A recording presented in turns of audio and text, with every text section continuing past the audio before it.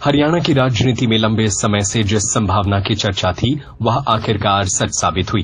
कांग्रेस के दिग्गज नेता और पूर्व मंत्री प्रोफेसर संपत सिंह ने बुधवार को चंडीगढ़ में इंडियन नेशनल लोक दल का दामन थाम लिया। उनके साथ बेटे गौरव संपत भी इनेलो में शामिल हो गए। इनेलो सुप्रीमो अभय सिंह चौटाला ने उन्हें पार्टी का पटका पहनाकर स्वागत किया और प्रोफेसर संपत सिंह को राष्ट्रीय संरक्षक नियुक्त किया। यह कदम कांग्रेस के लिए बड़ा झटका माना जा रहा है और इनेलो संगठन के लिए एक बड़ी उपलब्धि के रूप में देखा जा रहा है। गौरतलब है कि संपत सिंह ने कुछ समय पहले कांग्रेस से इस्तीफा देकर मल्लिकार्जुन खड़गे को 4 पन्नों का पत्र लिखा था, जिसमें उन्होंने पार्टी नेतृत्व पर कई गंभीर आरोप लगाए थे। राजनीतिक हलकों में यह चर्चा तभी तेज हो गई थी कि जब संपत सिंह ने ताऊ देवीलाल की 112वीं जयंती पर अभय चौटाला के साथ मंच साझा किया था। रोहतक में किसानों के आंदोलन के दौरान अभय चौटाला ने उन्हें इनेलो में आने का न्योता भी दिया था, जो अब साकार हो गया। इनेलो में शामिल होने के बाद संपत सिंह ने कहा कि अब मेरा लक्ष्य केवल एक है, इनेलो को आगे लेकर जाना। कांग्रेस ने 16 सालों में हरियाणा की जनता को ठगा है। राहुल गांधी वोट चोरी की बात करते हैं, लेकिन वहीं पार्टी पहले स्याही बदलकर वोट चोरी करवाती रही है। उन्होंने कहा कि कांग्रेस में उन्हें केवल घर बैठा दिया गया, जबकि उनके कारण पार्टी को 5-6 सीटों पर जीत मिली थी। संपत सिंह ने कहा कि कांग्रेस अब राष्ट्रीय पार्टी नहीं रही, वह लगातार हार की ओर जा रही है। मैंने राजनीति चौधरी देवीलाल से सीखी है और यह मेरा सौभाग्य है कि आज मैं फिर से उसी विचारधारा में लौट आया हूं। मैं भी इस बात के लिए उनको धन्यवाद करता हूं उनका कि उन्होंने मुझे जो है काम करने के लिए एक प्लेटफॉर्म दिया, ताकि जो शिक्षा मैंने चौधरी देवीलाल जी से सीखी थी और चौधरी ओम प्रकाश चौटाला जी के साथ भी रहकर काफ़ी अनुभव प्राप्त किए थे, आज मुझे ये प्लेटफॉर्म द्वारा इन्होंने बख्शा है। इसके लिए इनका मैं बहुत बहुत धन्यवाद करता हूँ। और आज का दिन जो है, गुरु पर्व जो है, सबके लिए, हरियाणा वासियों के लिए और हमारे लिए, सबके लिए जो है बहुत सौभाग्यशाली दिवस है। क्योंकि आपको सबको पता है, यही कहते हैं हम जो पढ़ते हैं, नानक नाम जहाज है, चढ़े से उतरे पार। मेरे यही प्रयास रहेगा कि मैं इस प्लेटफॉर्म पर चढ़ा हूँ तो हमारे महान गुरु का मेरे पर आशीर्वाद रहेगा, पार्टी पर आशीर्वाद रहेगा। और मैं एक जो मेरा एक सपना है वो ही मैं पूरा करना चाहता हूँ। बहुत कोशिश की, बहुत प्रयास किए, किसी तरीके से जो है भारतीय जनता पार्टी का हरियाणा प्रदेश के अंदर विकल्प ढूंढा जाए,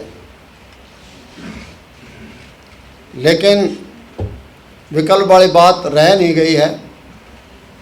अब मेरा यही लक्ष्य होगा कि मेरी अपनी पार्टी, जहाँ चौधरी देवीलाल जी ने, ओम प्रकाश चौटाला जी ने खून और पसीना बहाकर पार्टी बनाई थी, और उसमें भी हमारे जैसे लोगों का भी कुछ अंशदान था, तो मैं तो ये चाहता हूँ कि वही पार्टी कम से कम हरियाणा प्रदेश के अंदर भारतीय जनता पार्टी के सामने एक अच्छा विकल्प दे, ताकि लोग जो बदलाव चाहते हैं वो बदलाव आए, उस बदलाव की राह पर हम चलें। और मैं आज सभी हरियाणा वासियों को निवेदन करता हूँ कि आपने पिछला सफ़र 16 साल का आपने देखा है। उस सफ़र में जिस तरीके से प्रदेश के लोगों को ठगा गया, जिस तरह के राजनीतिक खेल खेले गए, नाम लेते रहे, लोगों की सेवा का नाम लेते रहे। और मुझे अफसोस होता है जब राहुल गांधी जी बार बार SC BC का जब जिक्र करते हैं और जब वोट चोरी का जिक्र करते हैं, ये 2 मुद्दे हैं जिनको आजकल उठा रखा है। तो मैंने वैसे तो अपने रेजिग्नेशन में सारी बातें आपको बता दी थी। मेरे भावनात्मक कुछ मतभेद हुए थे, ना कोई नीतिगत मतभेद थे, ना कोई वैचारिक मतभेद थे। और मेरे लिए भी और पार्टी के लिए बहुत अशुभ दिन था जिस दिन मैंने पार्टी छोड़ी थी और कांग्रेस को ज्वाइन किया था। तो मैं यही चाहता हूँ कि मैं किसी तरह से मेहनत करके, संघर्ष करके सभी साथियों के साथ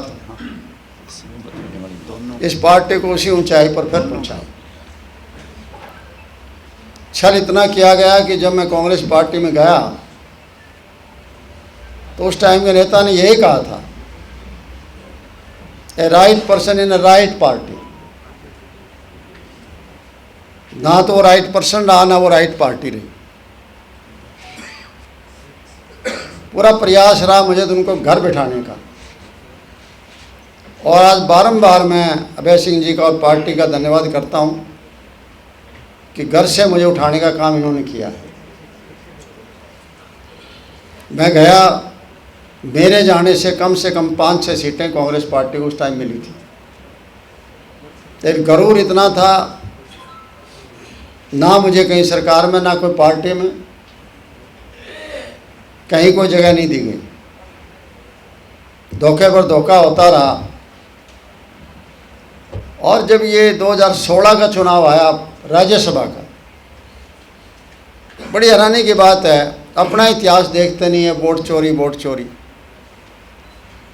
कितने वोट चोरी हुए थे? 14 और 1 15। आपको पता है उस टाइम आर के आनंद जी चुनाव लड़ रहे थे।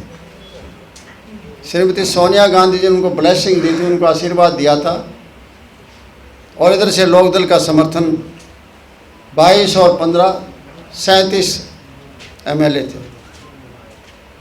आज वो राष्ट्रीय पार्टी है जिससे एक आदमी तटस्थ रहने का अधिकार लेकर आता है कि मैं तो तटस्थ रहूँगा, मुझे इजाज़त दी जाए। अरे भाई, वोटर भी तटस्थ नहीं रह सकता। एक MLA, वो कितने वोटर हैं, कितने वोट चोरी हो रहे हैं, और बाद में अपने एक आज़ाद MLA का उठा के फ़ायदा, क्योंकि पार्टी में जिक्र करते हैं, शायद पार्टी के लोग ना मानते, उसकी ड्यूटी लगाएगी पेन बदलने की, शाही बदलने की, और बाद के वोट सबको लेके साथ गए एकदम, और वो 14 के 14 वोट कैंसिल हो गया, एक अपना खुद का हो गया। तो वोट चोरी कौन कर रहा था? कहाँ गई थी कांग्रेस हाईकमांड? इसी तरीके से बाद में किया। मतलब BC OBC का नाम लेते हैं। जब 2019 में 10 सीटें लोकसभा की हार गई थी कांग्रेस पार्टी, चलो हार जीत चलती रहती है, लेकिन उनके दिमाग में सिर्फ यही रहा कि हम रोहतक आ रहे हैं। और उसके बाद राज्यसभा का चुनाव आया 2020 में, अगले साल ही आ गया। ये वक्त होता है पार्टी के लीडर को एडजस्ट करने का होता है। आपके पास SC की लीडर की कमी नहीं थी, आपके पास BC की लीडर की कमी नहीं थी, आपने क्या किया? आप तो रीजनल पार्टी भी नहीं रहे। किसको चुनाव लड़ाया राज्यसभा? किसको भेजा राज्यसभा में? अपने बेटे को भेजा। इस मौके पर अभय सिंह चौटाला ने कहा कि संपत सिंह का निर्णय इनेलो के लिए ऐतिहासिक है। देवीलाल और ओम प्रकाश चौटाला के बाद सबसे ज्यादा संघर्ष संपत सिंह ने किया है। हम उनका स्वागत करते हैं और उनका अनुभव संगठन के लिए अमूल्य रहेगा। बहुत बड़ा दिन है। आप सबको हार्दिक शुभकामनाएं, और उसके साथ साथ मैं चौधरी संपत सिंह जी का स्वागत करता हूं, अभिनंदन करता हूं। जो फैसला चौधरी संपत सिंह जी ने लिया इंडियन नेशनल लोकदल पार्टी के लिए,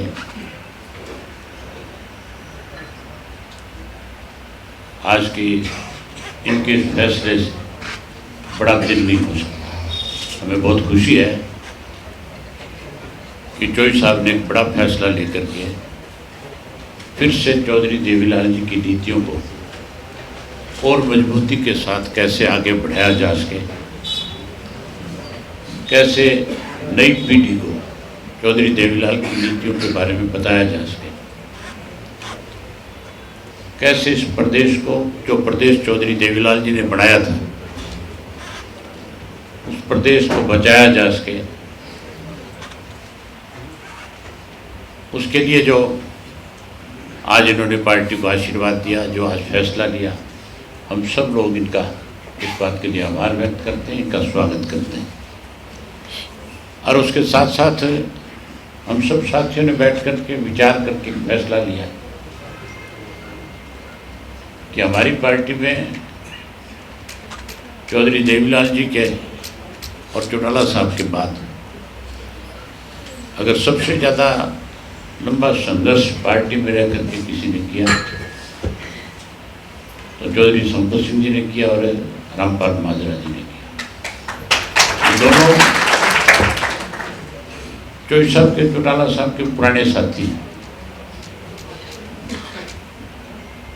जहाँ हमने माजरा साहब को प्रदेश की पार्टी की जिम्मेवारी इनके हाथ में है, हम इनके नेतृत्व में जो सब मिलकर आज पार्टी को आगे बढ़ा रहे हैं।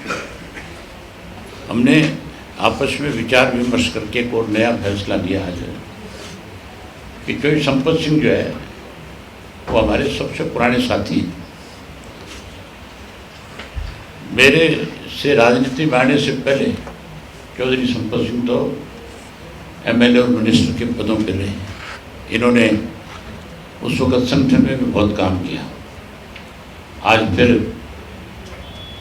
क्योंकि इनको संगठन का बहुत अनुभव है, बहुत सारी चीज़ें हम इनसे सीख सकते हैं, कैसे पार्टी को किस प्लेटफॉर्म पे किस तरह से आगे बढ़ाया जा सके, कैसे सरकार जो किसान की, मजदूर की, गरीब आदमी की जो अनदेखी कर रही है, जो व्यापारी को कमज़ोर कर रही है, कैसे उनको उनके साथ खड़े होकर के उनको न्याय दिलाया जा सके। ये सब चीज़ें, इसका अनुभव हमारे से सबसे ज़्यादा चौधरी संपत सिंह के पास। हम इनको अपनी पार्टी का राष्ट्रीय संरक्षक बना रहे हैं। जहाँ इनको संरक्षक की जिम्मेवारी दे रहे हैं, वहीं गौरव संपत सिंह जो है, जो काफ़ी समय से राजनीति में एक्टिव है, इनको भी हम हमारी पार्टी में यूथ के अंदर एक बड़ी जिम्मेवारी देंगे ताकि यूथ को भी ज़्यादा से ज़्यादा संख्या में जोड़ा जा सके। मैं एक बार फिर आप सबका भी धन्यवाद व्यक्त करता हूँ कि आपने आज समय निकाला, और फिर संपत सिंह जी का और गौरव संपत सिंह का भी बहुत बहुत स्वागत करता हूँ, अभिनंदन करता हूँ, इनका धन्यवाद। संपत सिंह के इनेलो में लौटने से हरियाणा की राजनीति में नई हलचल मच गई है। राजनीतिक विश्लेषकों का मानना है कि यह कदम आगामी चुनावों में इनेलो को नई ताकत दे सकता है। सत्य खबर, सत्य, सटीक, बेबाक।